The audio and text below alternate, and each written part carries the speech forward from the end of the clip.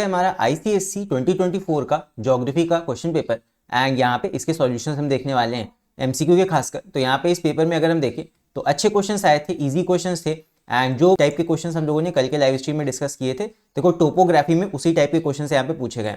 एक तुम्हारा यहाँ पे 6 फिगर पूछा गया, पैटर्न ऑफ सेटलमेंट ये मैंने कल डिस्कस किया था, मैन मेड फीचर्स के बारे में तुम लोगों ने पूछा था, means of transport used by people of नानी भतमल, तो तुम रोड बता सकते हो, कार ट्रैक बता सकते हो, जो भी तुम्हें मैप में दिया होगा। फिर इसके बाद लैंडफॉर्म्स, यहाँ पे कौन से काइंड के लैंडफॉर्म तुम्हें दिख रहे हैं ये तुमको कॉन्टूर देख के बताना था, लैंडफॉर्म आइडेंटिफिकेशन ये मैंने कल तुम्हें बताया था। पैटर्न ऑफ ड्रेनेज ये भी हमने डिस्कस किया था, कैसे बताना है, रेडियल, ट्रेलाइज या फिर डेंड्रिटिक, जो भी मैप में होगा। और उसके बाद कॉजवे का प्रेजेंस हमें क्या बताता है ये भी मैंने कल तुम लोग को डिस्कस कराया था। फिर उसके बाद डायरेक्शन मैंने वहाँ पे एग्जाम्पल बताया था कैसे करना है, और फिर उसके बाद में एरिया इन किलोमीटर, ये सारे पॉइंट्स हम लोगों ने कवर किए थे। सो अगर ये सारे तुमने कर लिए होंगे तो 10 मार्क्स में यहाँ से मिल गए होंगे, राइट। कमेंट करके बताना कि कितने तुम्हारे यहाँ पे सही हुए। इसके बाद अगला हमारा मैप का क्वेश्चन था। मैप में तुम्हारे देखो एक रिवर आया था और ईस्टर्न घाट्स प्लॉट करना था, densely populated area in southern part, तो डेंसली पॉपुलेटेड तुम्हारा केरला हो गया, ओके। और फिर तुम्हारा कोंकण कोस्टल प्लेन, फिर उसके बाद mark with an arrow and label the direction of western disturbances, तो वेस्टर्न डिस्टर्बेंसेस तुम्हारा ऊपर के साइड नॉर्थ इंडिया में कहीं ना कहीं बनेगा, दिल्ली की तरफ आते हुए। फिर इसके बाद shade and label Thar desert आया था, ठीक है, इजी था, ज्यादा टफ नहीं था। उसके बाद अगला तुम्हारा है अंडमान सी और सिटी चेन्नई। उसके बाद पीक ऑफ हिमालय, यहाँ पे हाईएस्ट पीक बनाना था, तो हाईएस्ट पीक तुम लोग बताना तुम लोगों ने K2 मार्क किया है या फिर कंचनजंगा मार्क किया है, ठीक है, ये बताना कमेंट्स में। फिर इसके बाद अगला तुम्हारा है mark and label Mumbai high, तो मुंबई हाई इजी था, मुंबई के साइड में तुम्हें ऑफशोर बना देना था इसको। देन इसके बाद आते हैं MCQs पे। MCQs में देखते हैं तुम लोगों ने यहाँ पे करेक्टली आंसर किए हैं कि नहीं। तो पहला हमारा है what causes snowfall in Kashmir during winters, तो इसका आंसर हो जाएगा सिंपल टेम्परेट साइक्लोन, ठीक है। फिर इसके बाद which of the following help in soil conservation, तो इसका आंसर हमारा हो जाएगा अफॉरेस्टेशन, पेड़ों को लगाने से कहीं ना कहीं सॉइल कंजर्व होती है। फिर आगे which means of irrigation can be developed with minimum expenditure, ध्यान रखना डेवलप्ड मतलब बनाया जा सकता है, तो इसमें से कौन सा सबसे सस्ते में बनाया जा सकता है। देखो ट्यूबवेल में पैसा लगता है, कैनाल में पैसा लगता है, वेल में पैसा लगता है, ड्रिप इरिगेशन में भी लगता है, लगता ही लगता है, सीधी बात है। इनमें से अगर सबसे सस्ता हम देखें तो मेरे अकॉर्डिंग वेल होना चाहिए, मेरे अकॉर्डिंग, ठीक है। ट्यूबवेल में भी काफी खर्चा आएगा। वेल देखो वेल भी दो तरह के होते हैं, एक पक्का कुआं होता है, कच्चा मतलब ऐसे ही नॉर्मल होता है। तो वेल नॉर्मल वाला तो तुम सस्ते में बना ही सकते हो, तो वेल सबसे सस्ता यहाँ पे उपाय होता है, ठीक है। डेवलप करने की बात हो रही है, ध्यान रखना, यूज नहीं है, नॉट यूज। यूज करने में तो कैनाल सस्ती होती है, लेकिन डेवलप यानी बनाने में, इन डेवलपिंग यानी कि बनाने में सस्ता कौन पड़ेगा, तो बनाने में सस्ता हमारा सबसे सिंपल कुआं बना लो, उसमें ईंटे वींटे मत लगाओ, ऐसे कच्चा कुआं खोद दो, ठीक है। नेक्स्ट इसके बाद फोर्थ वाला पार्ट हम लोगों ने कल की लाइव स्ट्रीम में डिस्कस किया था, मैंने बोला था ये हमने कल डिस्कस किया था कि कौन से टाइप के फॉरेस्ट में किस टाइप के प्लांट लगते हैं, ये तुमसे पूछा जा सकता है। एंड देखो ये पूछ लिया गया, ये हमने कल डिस्कस किया था, मैंने वहां पे दिखाया भी था तुम्हें।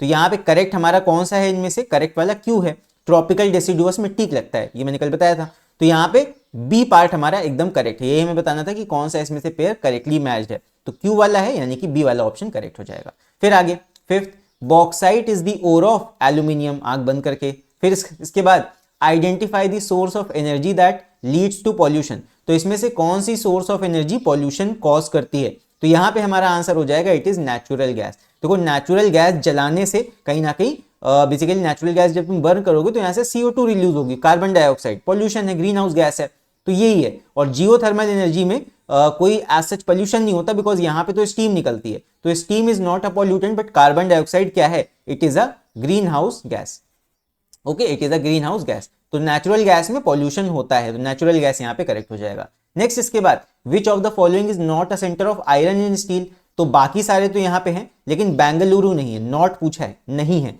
तो बेंगलुरु तुम्हारा IT सिटी है, वहां पे कोई भी आयरन और स्टील इंडस्ट्री नहीं है। फिर इसके बाद अगला देखो, अगला है 8 which of the following farming method is used to grow tea on large scale, तो टी तुम्हारी होती है प्लांटेशन मेथड से, टी के लिए हम प्लांटेशन फार्मिंग करते हैं, ठीक है। फिर इसके बाद ये भी मैंने कल सबसे पहला क्वेश्चन डिस्कस किया था लाइव स्ट्रीम में। फिर उसके बाद which of the following means of transport has been used during floods earthquake, तो यहाँ पे हम फ्लड और अर्थक्वेक के दौरान कौन सा इसमें ट्रांसपोर्ट यूज करते हैं, तो इसका करेक्ट आंसर हो जाएगा हमारा एयरवेज। हम हेलीकॉप्टर्स का यूज करते हैं, देखा होगा तुमने, रेस्क्यू करने के लिए हेलीकॉप्टर्स का यूज किया जाता है, एरोप्लेन्स को तो नहीं लैंड कर पाओगे फ्लड एरिया में, तो हेलीकॉप्टर्स का हम इस्तेमाल करते हैं बचाव के काम में। फिर इसके बाद which of the following is a biodegradable waste, तो इसमें से कौन सा वेस्ट बायोडिग्रेडेबल होगा, ये होगा तुम्हारा वेस्ट पेपर। पेपर हमेशा डिग्रेड हो जाता है, सड़ जाता है, बाकी सारे नॉन बायोडिग्रेडेबल हैं। ये सारे के सारे आई होप तुमने सही हो गए होंगे। कितने तुम्हारे इसमें से सही हुए तुम लोग नीचे कमेंट करके बताना। इसके बाद तुम्हारा पार्ट 2 स्टार्ट हो जाता है। सबसे पहला क्वेश्चन मैं बताया था जैसे कि क्लाइमेट का आता है, एंड ये वाला रीजन हम लोगों ने कल डिस्कस किया था, Himalayas act as a climate divide. ये हम लोगों ने कल के लाइव स्ट्रीम में डिस्कस किया था। मैंने बताया भी था कि हिमालय कहीं ना कहीं उधर की ठंडी हवाएं आने से रोकता है और हमारी मानसून विंड्स को चाइना में जाने से रोकता है। तो इसीलिए ये क्लाइमेट डिवाइड की तरह, क्लाइमेट बैरियर की तरह एक्ट करता है। फिर उसके बाद differentiate between south west monsoon and retreating monsoon. दो यहाँ पे डिफरेंसेस बताने थे, तो कोई डायरेक्शन बता देते। इसका डायरेक्शन हो जाएगा, एक तो डायरेक्शन ये तुम्हारा साउथ वेस्ट से नॉर्थ ईस्ट की तरफ जाता है, रिट्रीटिंग तुम्हारी उल्टा वापस आती है। और इसका जो टाइमिंग था ये तुम्हारा जून से सितंबर तक था। और रही बात रिट्रीटिंग मानसून की, ये तुम्हारा अक्टूबर और नवंबर में था। तो अक्टूबर नवंबर में रिट्रीटिंग मानसून होता है और जून से सितंबर तक तुम्हारा ये वाला साउथ वेस्ट मानसून चलता है। तो आई होप ये भी तुम्हारा सही हुआ होगा। फिर इसके बाद अगला है give a geographical reason for the following. तो Kolkata gets more rain than Delhi during rainy season, ये भी हम लोगों ने कल डिस्कस किया था। फिर इसके बाद अगला क्वेश्चन है दो both are hill station Shimla experience snowfall during the winters but Ooty does not. चलो इसका आंसर तुम लोग कमेंट में लिख के बताना, थोड़ी मेहनत तुम लोग भी करो। फिर इसके बाद अगला है winter monsoons bring less rainfall. तो विंटर मॉनसून लेस रेनफॉल क्यों लाते हैं, कहीं ना कहीं उनको मॉइस्चर कम मिलता है, रास्ते में उनके कोई ओशन नहीं पड़ती है, इसलिए उनमें लेस मॉइस्चर होता है, मॉइस्चर कंटेंट लेस होता है, इसी वजह से वो रेनफॉल भी कम लाती हैं। नेक्स्ट अगला आ गया टेबल वाला क्वेश्चन। टेबल वाला क्वेश्चन मैंने बहुत सारे कल प्रैक्टिस कराए थे, तो इसमें देख लो सबसे पहला पूछा गया है calculate the annual range of temperature of station x. तो रेंज मैंने बताया था डिफरेंस होता है मैक्सिमम और मिनिमम का। तो सबसे कम देखो यहाँ पे, सबसे कम तुम्हारा ये 8.4 है और सबसे मैक्सिमम वाला अगर देखोगे टेम्परेचर कहाँ पे है, it is 41.0 during the month of July. जुलाई में सबसे ज्यादा गर्मी है, तो 41.0 माइनस कर दो इसमें से 8.4, कितना आ जाएगा, यहाँ बोरो लोगे ये आ जाएगा 6, ये आ जाएगा तुम्हारा 0, 40 माइनस 8 ये बचेगा 32, तो 32.6 ये आ जाएगा तुम्हारा annual range of temperature, 32.6 degree Celsius. I hope समझ में आया होगा।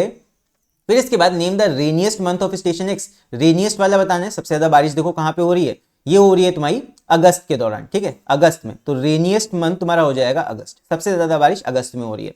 Is station x located in the coastal area और कॉन्टिनेंटल इंटीरियर। तो यहां पे देख के तुम बता सकते हो, क्योंकि रेंज काफी हाई है, range is high, range of temperature difference जो है काफी हाई है, इसीलिए हम कह सकते हैं दैट ये इंटीरियर पार्ट में लाई करता है, it is lying on the continental interior.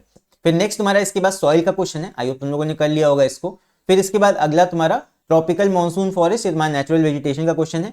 I hope सब बच्चों का हो गया होगा। तुम बच्चों ने कौन कौन से क्वेश्चन इसमें से किए ये मेरे को बताना, ठीक है। एंड इसके बाद 7th वाला क्वेश्चन हमारा वाटर रिसोर्सेज का है। इसमें देखो यहाँ पे ये वाला तुम्हारा क्वेश्चन आया है, ये मैंने कल डिस्कस किया था, बोला था मेरे को लग रहा है 6th सेंस की ये वाला क्वेश्चन आ सकता है। सो यहाँ पे क्या हो रहा है, यहाँ पे हो रहा है roof top rain water harvesting. तो रेन वाटर हार्वेस्टिंग हम कर रहे हैं यहाँ पे, ये हमारा हो जाएगा फर्स्ट पार्ट का आंसर, ये हम यहाँ पे कर रहे हैं। फिर उसके बाद how does this system help to reduce floods. तो यहाँ पे कहीं ना कहीं तुम ग्राउंड वाटर को रिचार्ज कर रहे हो, तो ओवर फ्लडिंग नहीं हो रही है, पानी बह के नहीं जा रहा, रन ऑफ्स नहीं हो रहे पानी के, तो कहीं ना कहीं पानी तुम्हारा जमीन पे रहने की जगह ग्राउंड में आसानी से एब्जॉर्ब हुआ जा रहा है। सो एब्जॉर्प्शन ऑफ वाटर बढ़ जाएगा इसकी वजह से, दैट्स व्हाई फ्लडिंग कम होगी। फिर इसके बाद why is water conservation necessary. तो पहली बात तो वाटर की शॉर्टेज होने वाली है फ्यूचर में, बिकॉज ग्राउंड वाटर लेवल धीरे धीरे डिक्रीज होता जा रहा है, इसीलिए वाटर कंजर्वेशन जरूरी है। एंड फ्रेश वाटर जो होता है, फ्रेश वाटर इज लिमिटेड। देखो वाटर हमारे में बहुत है अर्थ पे, लेकिन फ्रेश वाटर की अगर हम बात करें, जो पीने वाला पानी है ये बहुत कम है, तो इसको हमें बचाना बहुत जरूरी है। So water conservation that's why बहुत ज्यादा नेसेसरी हो जाता है, बिकॉज फ्रेश वाटर ऑलरेडी बहुत कम है एंड जो ग्राउंड वाटर भी है उसका लेवल धीरे धीरे गिरता जा रहा है। नेक्स्ट इसके बाद अगला देखो, फिर इसके बाद अगला क्वेश्चन हमारा क्वेश्चन नंबर 8 है मिनरल एनर्जी रिसोर्सेज से। एंड इसके बाद अगला हमारा है एग्रीकल्चर। एग्रीकल्चर मुझे पता है बहुत से बच्चों ने नहीं अटेम्प्ट किया होगा, किन बच्चों ने अटेम्प्ट किया है कमेंट में करके मेरे को बताना। इस पेपर से जो जो चैप्टर के क्वेश्चंस तुमने अटेम्प्ट किए वो चैप्टर्स के नाम मेरे को कमेंट में लिख के जरूर बताना, मुझे आइडिया लगे कि तुमने कौन कौन से क्वेश्चन किए हैं, राइट। इसके बाद लास्ट तुम्हारा आ गया ये वाला क्वेश्चन, क्वेश्चन नंबर 11 तुम्हारा ट्रांसपोर्ट के ऊपर फिर है। इसके बाद लास्ट तुम्हारा देखो वेस्ट के ऊपर आया है, वेस्ट वाला चैप्टर मैंने कल कराया था एंड ये वाला डायग्राम मैंने कल समझाया भी था। ये क्या होता है, व्हाट वेस्ट मैनेजमेंट मेथड, ये तुम्हारा होता है सेग्रीगेशन। ओके, ये कल मैंने पूरा लाइव स्ट्रीम पे चलाया था, पूरा लेक्चर वेस्ट मैनेजमेंट का 20 मिनट में, बच्चे बोर हो रहे थे बट फिर भी मैंने पूरा प्ले किया था। State one way in which this method can be implemented at our home. तो कोई भी एक मेथड तुम इस्तेमाल कर लो कहीं ना कहीं डस्टबिन का यूज कर सकते हो, ठीक है, अलग अलग डस्टबिन कर लो, ड्राई वेस्ट अलग कर लो, वेट वेस्ट अलग कर लो, ये तुम यहाँ पे लिख सकते हो one way. Explain how waste accumulation can be harmful, any 2 points, ये मैंने कल 5 पॉइंट्स बताए थे तुम्हें, उनमें से कोई से भी यहाँ पे 2 लिख दो। सो वेस्ट एक्यूमुलेशन से एक तो हमारी बीमारियां बढ़ती हैं और एक हमारा यहाँ पे तुम लिख सकते हो spoilage of the landscape, landscape भी खराब होता है, ठीक है। फिर इसके बाद explain how waste generated in the following sectors में बी यूजफुल, तो यहाँ पे तुमको ये लिखना था कि हाउस होल्ड, इंडस्ट्री और एग्रीकल्चर में कोई एक एग्जाम्पल तुमको देना था कि जो वेस्ट प्रोड्यूस होता है उसको कैसे यूजफुल बनाया जा सकता है। तो इंडस्ट्री की जो फ्लाई ऐश होती है, कल मैंने बताया था, फ्लाई ऐश का यूज करके ब्रिक्स बनाई जाती हैं, ठीक है, ये हो गया। हाउस होल्ड का तुम बता सकते थे वेजिटेबल की जो पीलिंग होती है, वेजिटेबल पील्स या वेजिटेबल वेस्ट जो होता है उसको हम कंपोस्ट बनाने के लिए यूज कर सकते हैं, उसको हम कंपोस्टिंग करके उसको खाद की तरह इस्तेमाल बना सकते हैं, इसको कंपोस्टिंग में इस्तेमाल किया जा सकता है। फिर उसके बाद एग्रीकल्चर वेस्ट की अगर हम बात करें तो एग्रीकल्चरल वेस्ट एक बगासे होता है, शुगर केन में जो निकलता है, ये तुम्हारा पेपर इंडस्ट्री में यूज किया जाता है। तो ये सारे के सारे मैंने कल डिस्कस कराए थे तुम्हें वेस्ट मैनेजमेंट में। सो अगर तुमने वाला क्वेश्चन किया होगा, आई होप तुमने सही किया होगा, राइट। फिर इसके बाद give 2 uses of composting, composting का मैंने एक यूज बताया था एनहांसेस फर्टिलिटी, एक और होता है वहां पे वो बहुत ही लो कॉस्ट होता है बिकॉज उसमें अलग से हम कोई कॉस्ट नहीं लगाते फर्टिलाइजर में, जो कंपोस्ट हम बनाते हैं वही हम एज अ फर्टिलाइजर यूज कर लेते हैं। तो यही दोनों तुम लिख सकते थे, कॉस्ट इफेक्टिव है और हमारी सॉइल को मैन्योर से रिच कर देती है। फिर इसके बाद why are landfills set up far from the city, तो ये रीजन तो कॉमन सेंस है, फार फ्रॉम द सिटी इसीलिए किया जाता है ताकि वहां मेन सिटी के अंदर बीमारियां ना फैलें, और इसीलिए वेस्ट को हम शहर से बहुत बाहर डंप करते हैं, बीमारियां ना फैलें, और दूसरा स्पॉइलेज ना हो लैंडस्केप का, लैंडस्केप हमारे शहर का ना खराब हो, ठीक है। ये 2 रीजन तुम लिख सकते थे। तो बस इसी के साथ हमारा पेपर यहाँ पे खत्म होता है। अब यहाँ पे तुम्हारे कितने क्वेश्चन सही हुए, कितने गलत हुए, अगर इनमें से किसी भी क्वेश्चन में डाउट हो तो नीचे कमेंट्स में लिख के बेशक पूछ सकते हो। सो फिलहाल अभी इस वीडियो में इतना ही, अब हम मिलेंगे अगले वीडियो में, तब तक के लिए take care, see you and bye bye.